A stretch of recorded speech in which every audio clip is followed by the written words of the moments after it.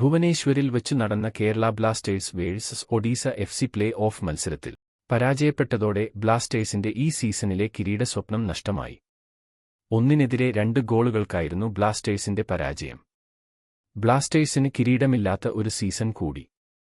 മാച്ചിന്റെ ആദ്യ പകുതിയിൽ ഇരു ടീമുകൾക്കും ഒരു ഗോൾ പോലും നേടാനായില്ല. നെയ്മേഴ്സ് 27-ാം മിനിറ്റിൽ കോർണർ കിക്കിലൂടെ ഒഡീഷ ഗോൾ നേടി. എന്നാൽ ഓഫ്സൈഡിൽ നിന്നു വന്ന ഗോൾ ആദ്യം റഫറിയെ ആശയക്കുഴപ്പത്തിലാക്കിയെങ്കിലും ഉടനെ തന്നെ സ്കോർ പിൻവലിച്ചു. ഇതേ തുടർന്നുണ്ടായ തർക്കത്തിൽ ലാറ ശർമ്മയ്ക്ക് റഫറി യെല്ലോ കാർഡ് നൽകി. ശേഷം രണ്ടാം പകുതിയിൽ ആദ്യ ഗോൾ തൊടുത്തത് ബ്ലാസ്റ്റേഴ്സാണ്. അത് ഫാൻസിന് വലിയ പ്രതീക്ഷ നൽകി.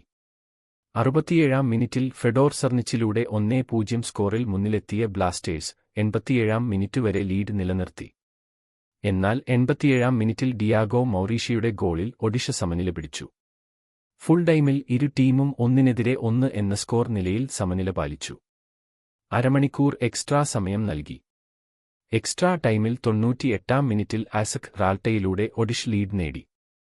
ഈ കളിയിൽ റഫറിയുടെ പല മോശം തീരുമാനങ്ങളും കാണാൻ സാധിച്ചു. ആദ്യ പകുതിയിൽ ബ്ലാസ്റ്റേഴ്സിന് ചില അവസരങ്ങൾ ലഭിച്ചെങ്കിലും അതൊന്നും ഗോളാക്കി മാറ്റാൻ കഴിഞ്ഞില്ല. പരിക്കിന്റെ പിടിയിൽ നിന്ന് തിരിച്ചെത്തി രണ്ടാം പകുതിയിലിറങ്ങിയ ക്യാപ്റ്റൻ അഡ്രിയാൻ ലൂണക്കും ടീമിനെ തോൽവിയിൽ നിന്നു കരകയറ്റാൻ സാധിച്ചില്ല. താങ്കളുടെ അഭിപ്രായങ്ങൾ കമന്റിൽ പങ്കുവയ്ക്കൂ. Like and subscribe. ഇൻഫോച്ച കണ്ടതിന് നന്ദി.